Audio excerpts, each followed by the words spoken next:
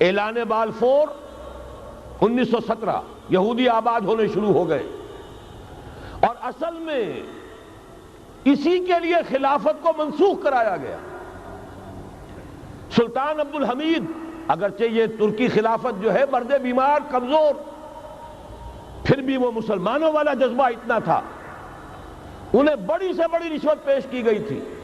ظاہر بات ہے یہودیوں سے بڑھ کر رشوت دینے والا کون ہو سکتا، جن کے ہاں ایسے بینکر ہوں جو 40 بلین ڈالر کا ایک چیک لکھ سکیں۔ پھر یہ کہ ان پر سیاسی دباؤ بہت ڈالا گیا، انہوں نے جب تک خلافت عثمانیہ برقرار رہی یہودیوں کو فلسطین میں آباد ہونے کی اجازت نہیں دی، کہ جو معاہدہ کیا تھا حضرت عمر نے رضی اللہ تعالی عنہ، خلیفہ ثانی نے، خلیفہ راشد نے، ہم اس کے پابند ہیں اور ہم یہاں یہودیوں کو آباد ہونے کی اجازت نہیں دیں۔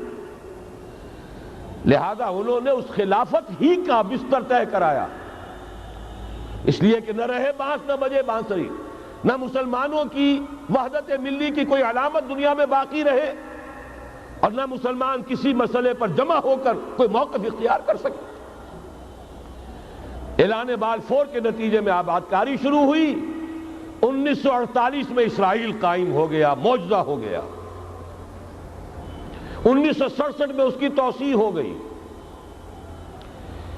اس میں ایک بات اور بھی عرض کر دوں، یہ سارا کس طور سے ہوا ہے کام؟ آپ نے زائنزم کا نام تو سنا ہے، صہیونی تحریک، خود اس کا جو بابا آدم تھا، آرڈر آف الومیناٹی، 1776 یکم مئی یہ نظام قائم کیا وائساپ نے، اور اس نظام کے تحت فری میسنری اور lodges of the great Orient قائم کیے گئے۔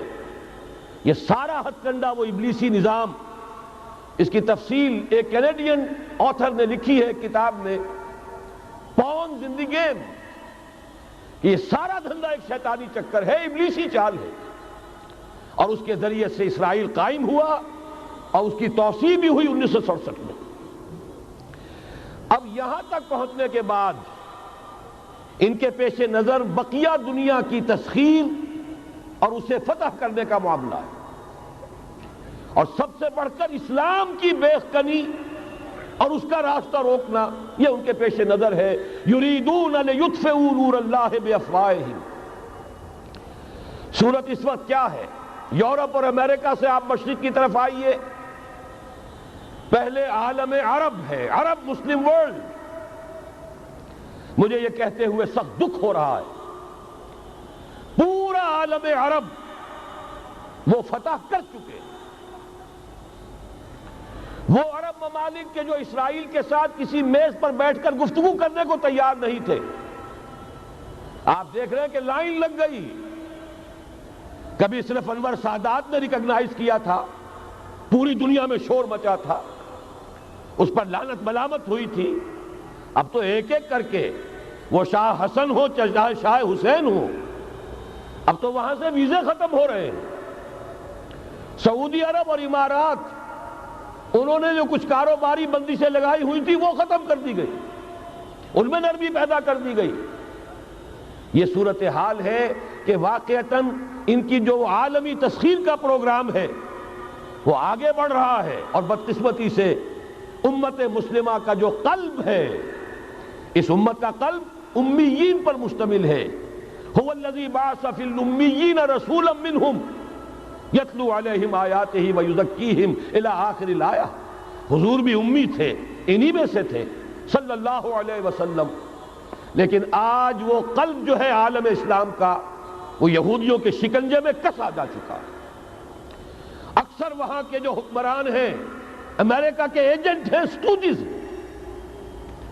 یہ حالات جہاں تک عالم عرب کا تعلق ہے تلخ حقائق ہیں جو بیان کر رہا ہوں، اس لیے کہ آپ کے سامنے رہنا چاہیے۔ یہ جو اقبال نے کہا کہ دنیا کو ہے پھر مار گئے روح و بدن پیش، ابلیس نے پھر اپنے درندوں کو ابھارا، اللہ کو پا مر دیے مومن پہ بھروسہ، ابلیس کو یورپ کی مشینوں کا سہارا۔ یہ دوبارہ ایک بہت بڑے پیمانے پر حق و باطل کا گھمسان کا رنگ پڑنے والا ہے۔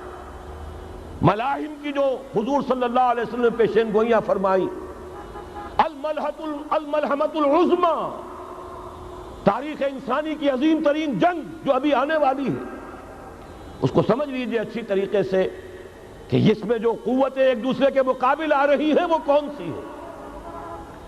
نیو ورلڈ آرڈر کہنے کو امریکہ کے زیر قیادت ہے، حقیقت میں امریکہ خود یہودیوں کے پنجے میں ہے۔ یہ وہی ابلیسی طاقت ہے جو آگے بڑھ رہی ہے۔